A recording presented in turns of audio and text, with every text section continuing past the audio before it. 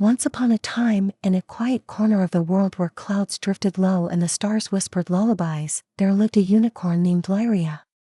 She wasn't like the unicorns in stories who raced through lightning or roared like thunder. No, Lyria was soft.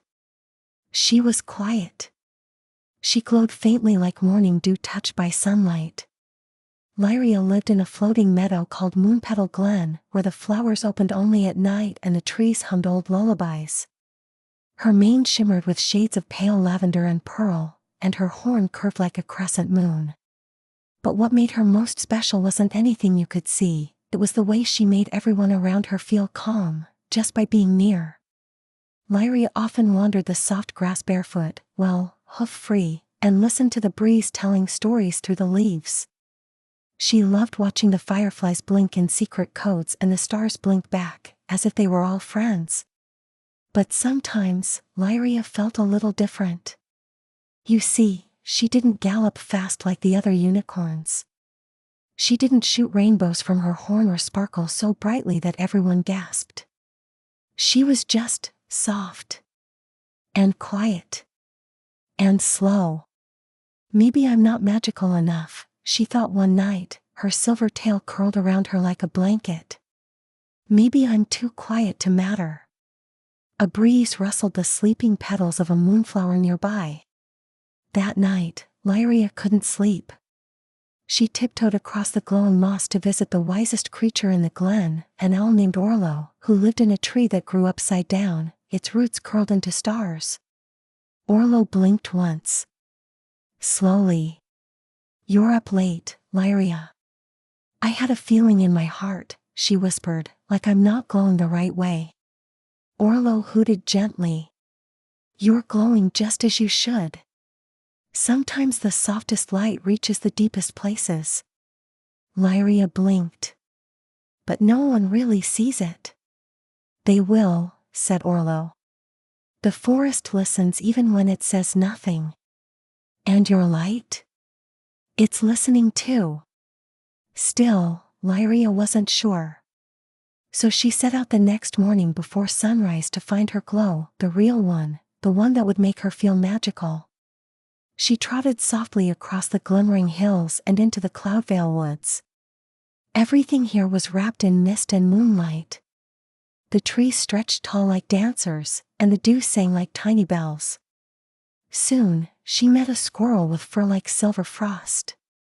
Why are you walking alone? He asked, tilting his head.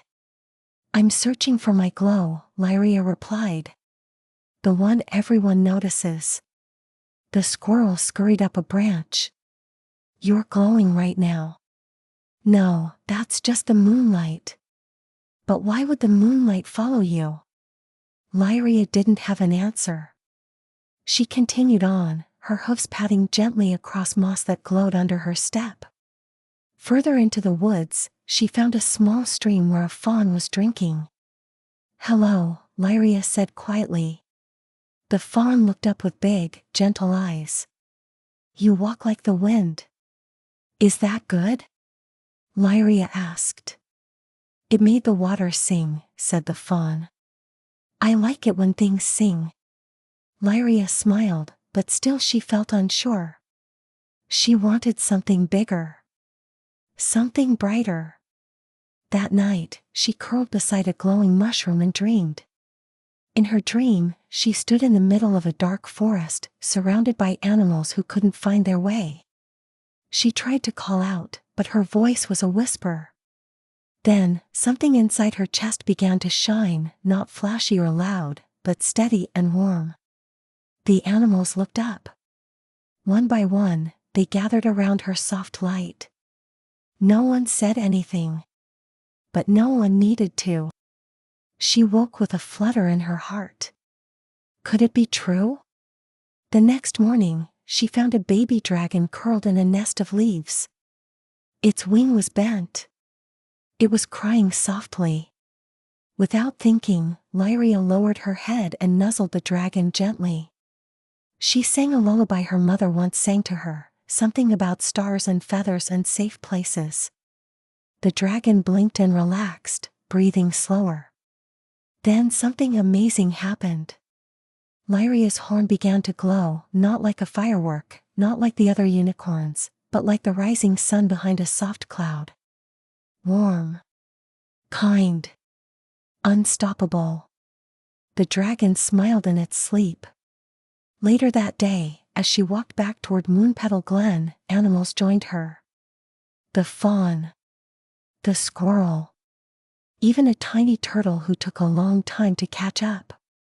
They didn't ask for anything. They just wanted to walk near her. They felt safe. Back home, Orlo was waiting. "You found it," he said simply. "I think it was always with me," Lyria said. Orlo nodded slowly. The light within is often quietest. But it's what keeps the stars awake. From that day on, Lyria didn't try to shine like the others. She shone like herself. She still walked softly, still listened more than she spoke. But when someone was afraid or lonely or couldn't sleep, they always found their way to Lyria. And she always had room beside her. Some say that if you lie very still at night, you might feel a breeze like a lullaby and a warmth on your cheek that wasn't there before. That's just Lyria. Passing by. Letting you know you're glowing too. Good night, little one.